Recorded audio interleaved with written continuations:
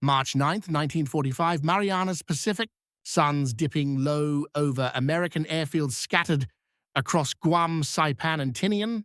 Picture rows of B-29s, 325 of them, lined up on runways that, not long ago, belonged to the Japanese. Ground crews are hustling last-minute checks. Everyone's nerves buzzing. Major General Curtis LeMay, the guy in charge of the 21st Bomber Command, has just thrown the playbook out the window. He's ordered a shift in tactics so wild, it's about to rewrite the script on bombing in the Pacific. Bomb bays, stuffed to the gills, way past what's supposed to be safe. Each B-29 is getting loaded with cluster bombs crammed with 1,520 M69 incendiary bomblets, and inside those, napalm. The kind of stuff that burns at 1,800 degrees Fahrenheit. This isn't just about hitting factories or airfields.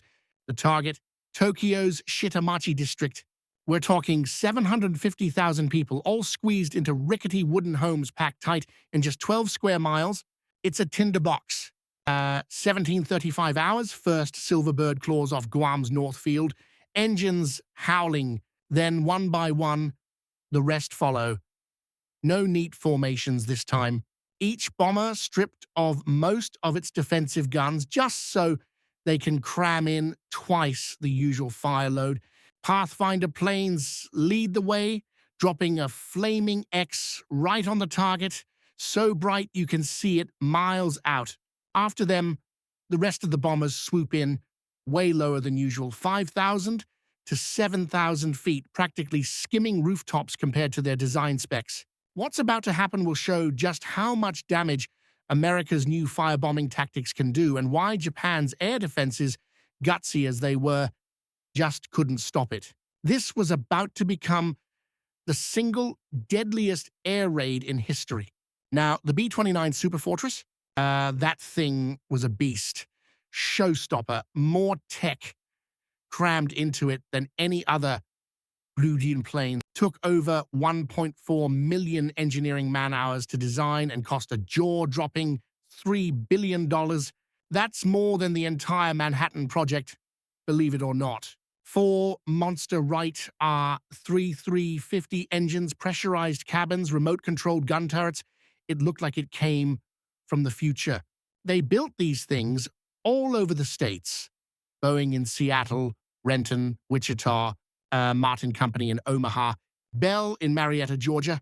Each bird almost 100 feet long, wingspan over 140 feet, and could haul 20,000 pounds of bombs for 1,600 miles. It cruised at 31,000 feet, topping out at 357 mph.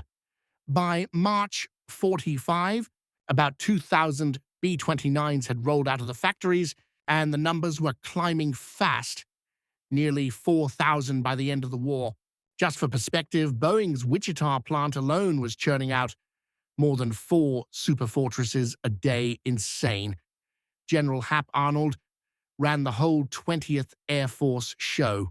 First, these B-29s bombed from bases in China, starting summer 44. Then, after the Marianas were captured that fall, they moved closer.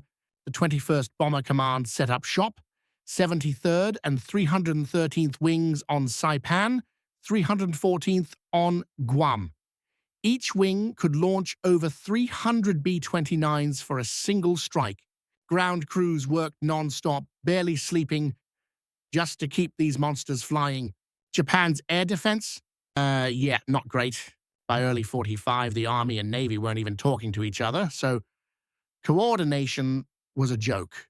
Their main night fighter, the Nakajima J-1N Gecko, it started out as a recon plane, slapped some 20mm cannons on it, one pair firing up, one down, but honestly, they only made a few hundred and many were already scrap. Another option, the Kawasaki Ki-45 Dragon Killer, that one packed a 37mm cannon in the nose, 20mm cannons firing off at weird angles. Sounds fierce, but again, just over 1,000 built, and not many left by spring 45. And get this, no radar. Night fighting meant chasing bombers with eyeballs and searchlights. Good luck with that. On the ground, not much better. All of Tokyo, a city of millions, had less than 500 heavy anti-aircraft guns. The main high-altitude gun was the Type 99 80mm, the Type 98, 20 millimeters for close work, but those maxed out at 11,500 feet, nowhere near the B-29's normal altitude, though on this night, the bombers are coming in lower. No fire control radar for the guns, just optical sights and sound locators. Basically useless if the weather's bad or it's pitch dark. By the numbers, Japan's defenses were hosed. No contest. America had ridiculous numbers at their disposal, hundreds of B-29s just chilling in the Marianas, ready to rain hell. Meanwhile, the Japanese, maybe 200 night fighters left, and that's being generous.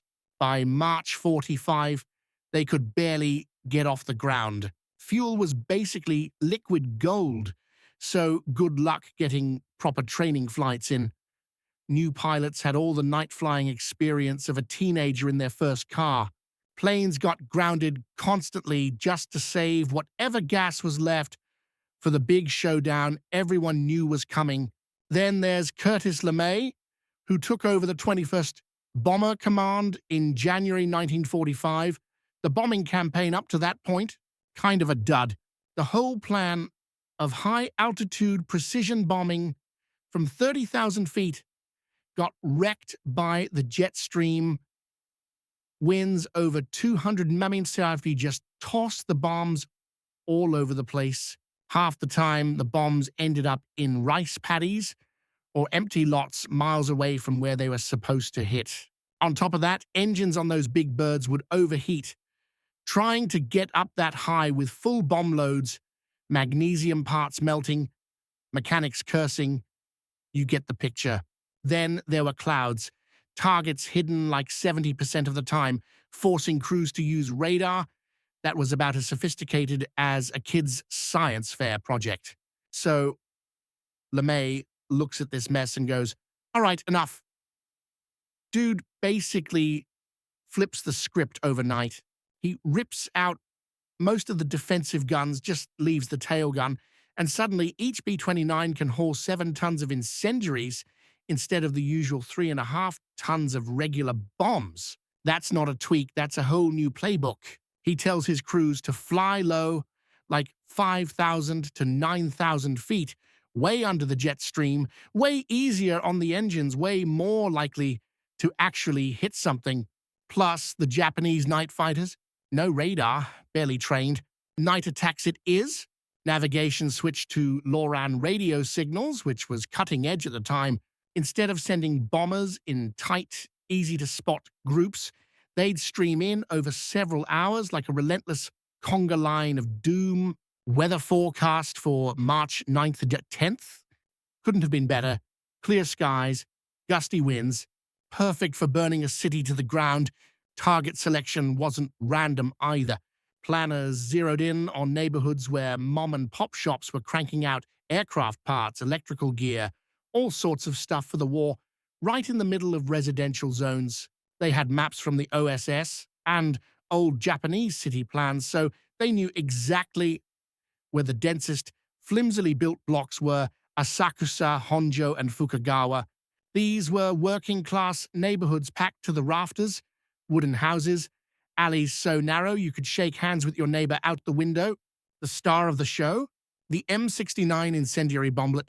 This nasty little thing looked like a metal stick of dynamite.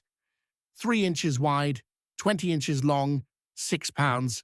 Instead of burning super hot but fizzling out like the old thermite or magnesium bombs, this used napalm, the same stuff that sticks and burns. Scientists at Harvard and Standard Oil cooked that up. Thanks, guys. They packed 38 of these in a cluster, dropped from 2,000 feet.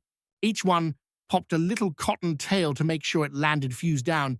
Then, wait for it, a time delay fuse burned for a few seconds, then a charge blew, spraying burning napalm in every direction up to 100 feet. And the delay meant it would be lying right on its side first, so it'd torch as much as possible.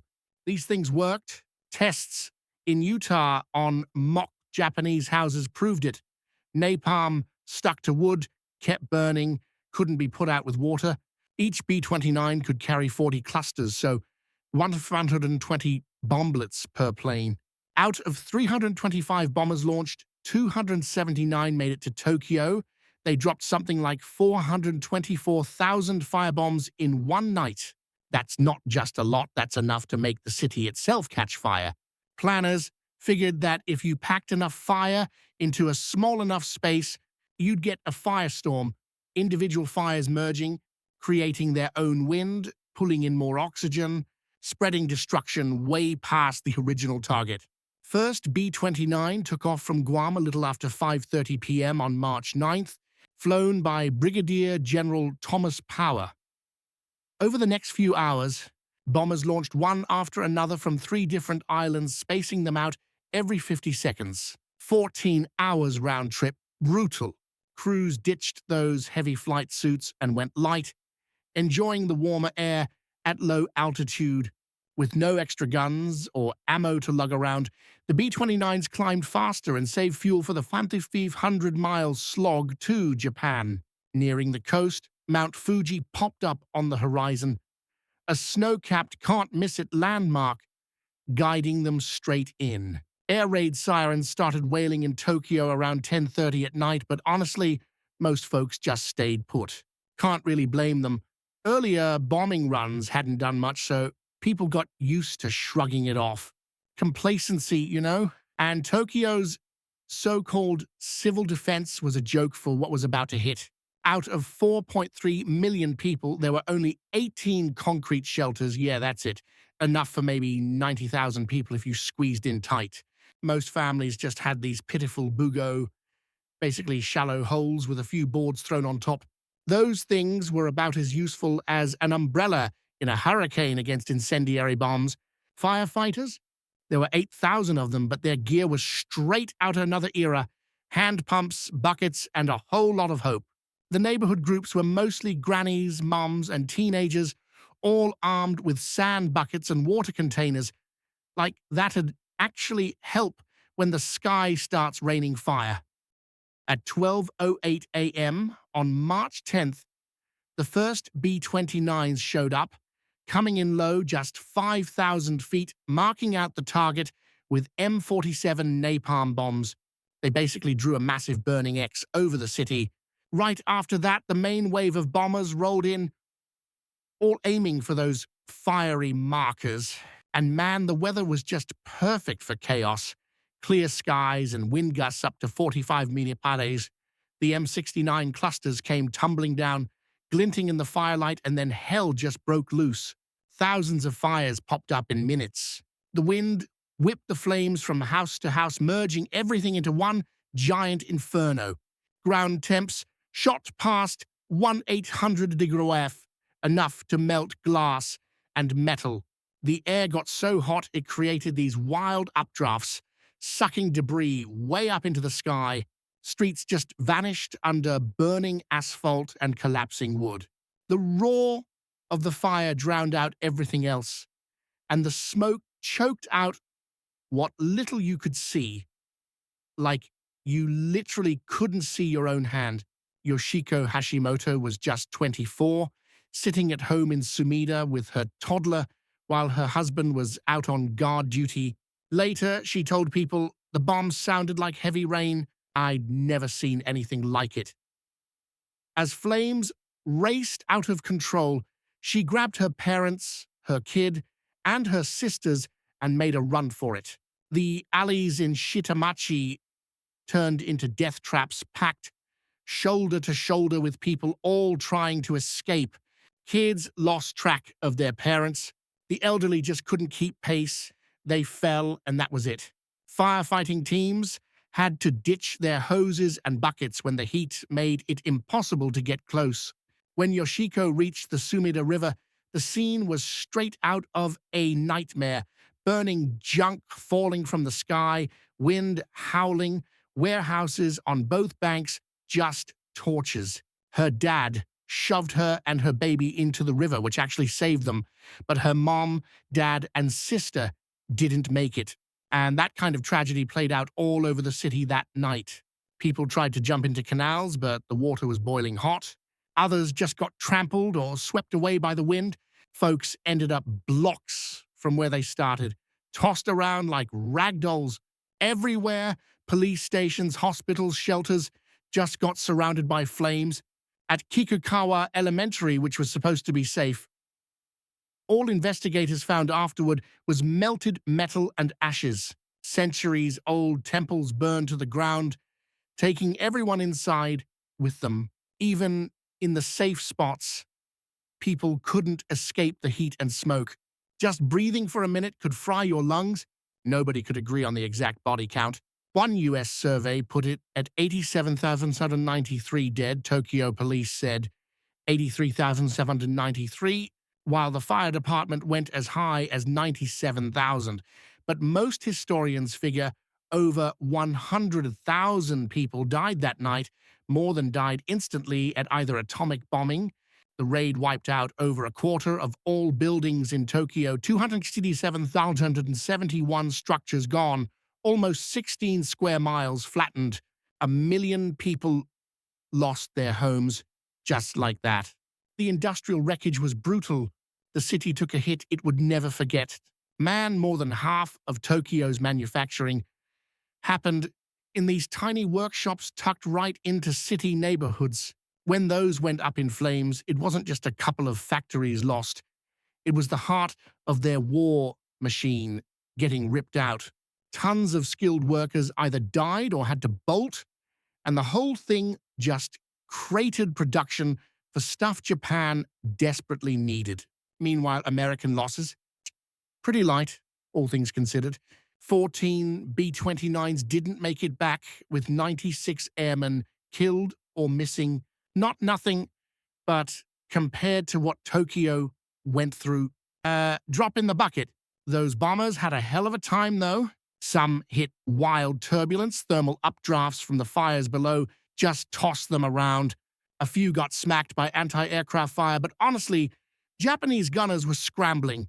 The bombers were flying at altitudes that just weren't normal for them to handle.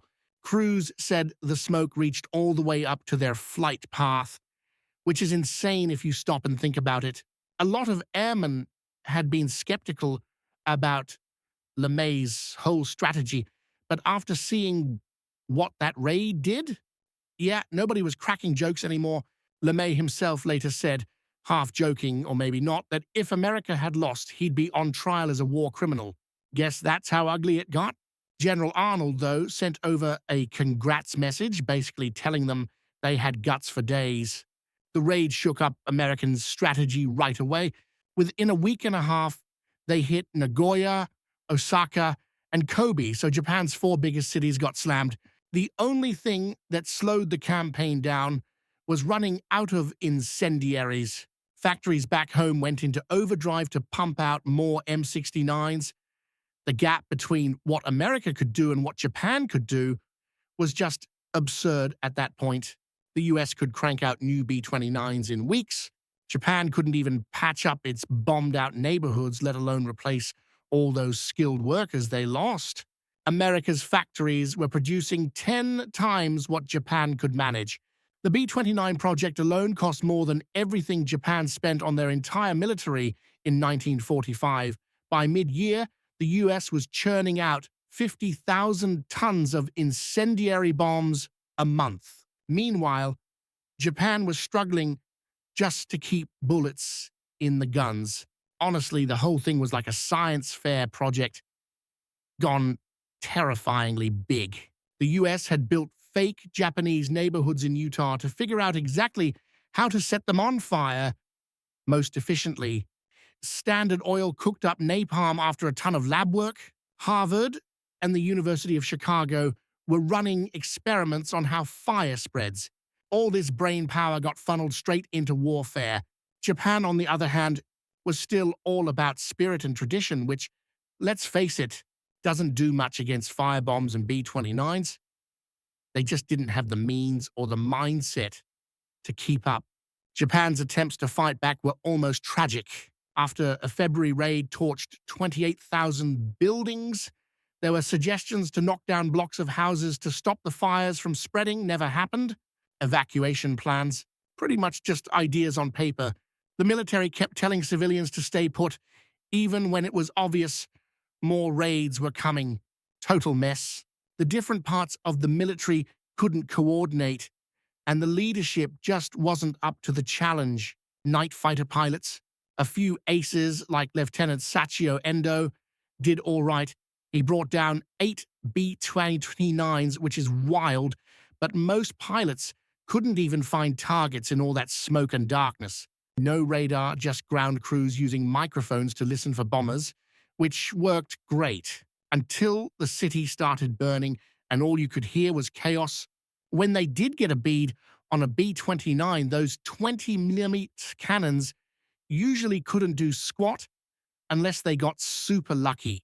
Some pilots even tried ramming the bombers, just straight-up suicide missions for maybe one kill. Tokyo's fire department, outmatched from the jump. They had 286 engines, mostly old-school manual pumps that needed a crowd of people to work. Water pressure was a joke, and the pipes were getting blown to bits anyway. The whole firefighting strategy was about saving one building at a time, fine for small fires, but useless when the entire city's lit up. Most crews got overwhelmed in minutes, their gear trashed, and had to run for it. Survivors were left in complete shock. All the old protections, all the systems people trusted gone, just not enough. Refugees started pouring out of Tokyo, telling everyone what really happened, which totally undercut the official line. People stopped showing up for work. Faith in the whole system just collapsed. The psychological hit might have been even bigger than the physical one. You know, the phrase routine air raid started popping up when cities just kept getting hit, like over and over, until it almost felt normal. By August 45, something like 66 Japanese cities had been torched in these giant firebomb attacks. Most of urban Japan was already wrecked before the nukes even came into play. The US brass definitely noticed.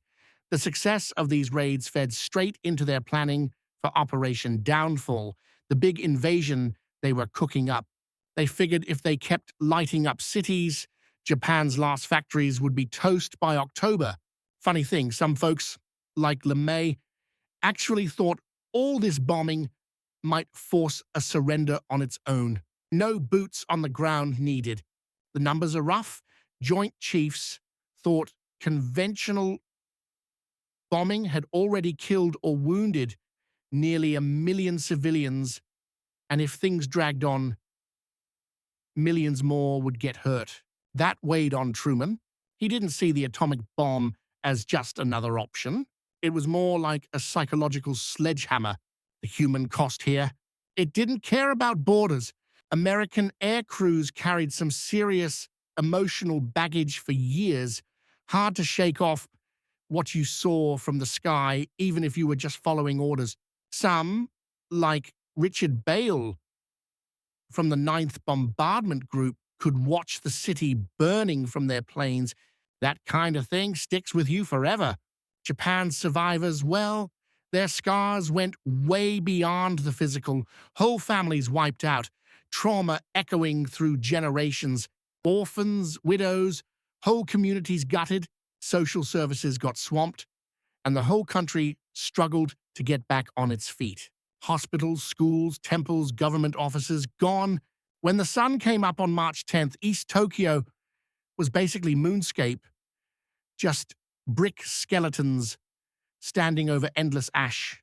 People wandered around trying to find anything familiar, but everything was just wiped clean. Crews needed big machines to even make a dent in the rubble. Most of the dead couldn't even be identified. Mass funerals went on for weeks, waterways jammed up with debris for ages.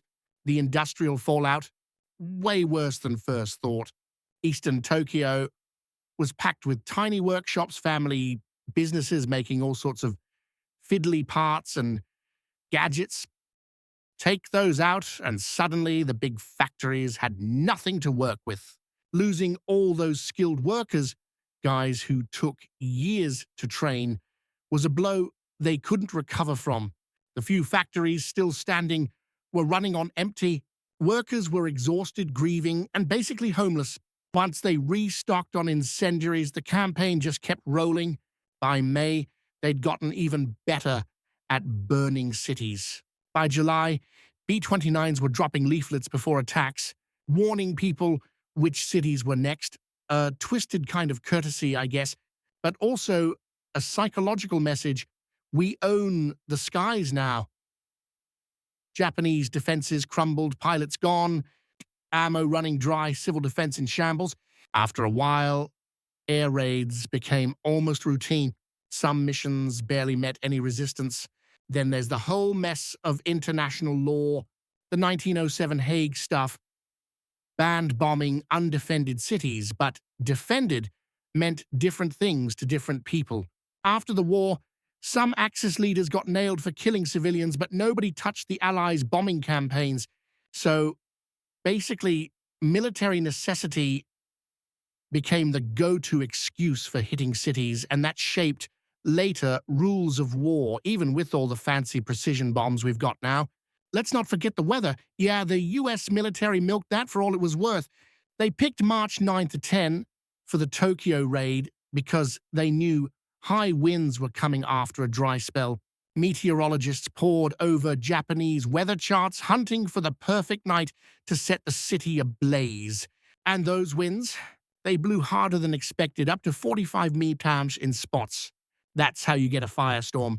For the crews up in those B-29s, things got pretty real. The smoke and turbulence from the fires actually reached their altitude, shaking the planes around. Some guys, after seeing the devastation, couldn't take it and asked for transfers. Others just kept their eyes on the mission, end the war, get home. Either way, nobody walked away unchanged. Man, the Japanese military response that night, I mean, it pretty much put a spotlight on all their command and control problems.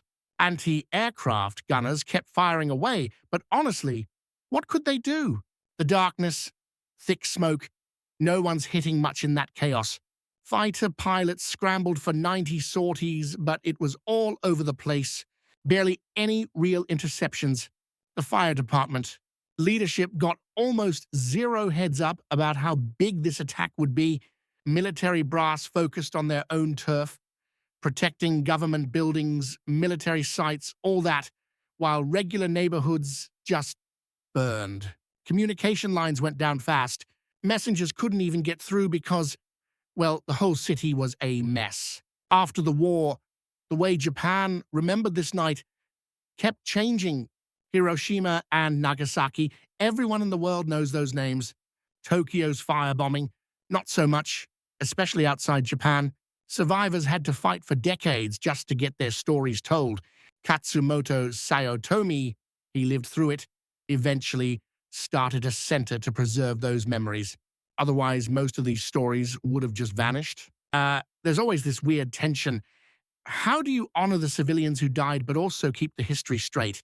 The memorials tell a complicated story. Military hotshots now. They study Operation Meetinghouse to figure out what air power can and can't do. Turns out, leveling a city doesn't mean instant surrender. Japan kept fighting for another 5 months. Sure, fancy tech let the bombers reach Tokyo, but picking out military targets from civilian ones? Good luck with that, especially when everything's burning. Originally, the plan was precision bombing, old-school doctrine stuff. That didn't work, so Curtis LeMay just said, screw it, and switched to firebombing entire neighborhoods, not because of some big policy change, just because it was easier and hit harder. By March 45, bombing whole urban areas was just routine. They went after where people and factories were, not specific military bases. Survivors, man, the trauma stuck with them forever. Nightmares, missing family, all that. Kids got separated, never found out what happened to their parents or siblings. There's this one testimony from Yoshiko Hashimoto. She lost her whole family except her baby. She said, "I think about them every day. That kind of pain doesn't fade." The bombing also ripped apart Tokyo's social fabric. Working-class neighborhoods, family businesses, even generations-old communities just wiped out overnight. People scattered, roots yanked up. As for whether the bombing ended the war, big debate. Some historians say strategic bombing alone couldn't have forced surrender, but these raids definitely sped up Japan's collapse. The destruction made it way harder for Japan to keep going. Even Emperor Hirohito mentioned the bombings when he finally called it quits. The 100,000 dead in Tokyo, brutal calculus, but their deaths might have prevented an even bloodier invasion. You look at Operation Meetinghouse and you see how war shifted from armies fighting on battlefields to whole societies getting dragged in. Homes built over generations, gone in hours. High-tech bombers from across the ocean versus desperate defenders with buckets and basic hoses. Total mismatch. The crazy thing, the firebombing's impact got buried under the atomic bombings. 5 months later, everyone's talking about Hiroshima and Nagasaki, not Tokyo, that let regular bombing skate by without the same moral outrage. Afterward, countries kept developing firebombs and other area effect weapons, since nukes got all the attention and the bans. And honestly, you can read all the stats you want, but numbers barely scratch the surface of what happened that night. Imagine this, 325 B-29s roar off the runway. Out of those, 279 actually make it to the target. They rain down 1,765 tons of incendiaries. Yeah, that's a ridiculous amount of firepower. The result? Almost 16 square miles just wiped out, gone.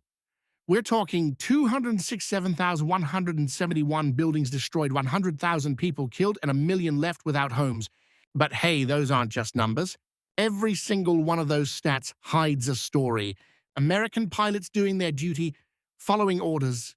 Japanese families in their homes, kids ripped from their parents in the chaos, people who survived, if you can call it that, left to pick up the pieces of lives that'll never be the same.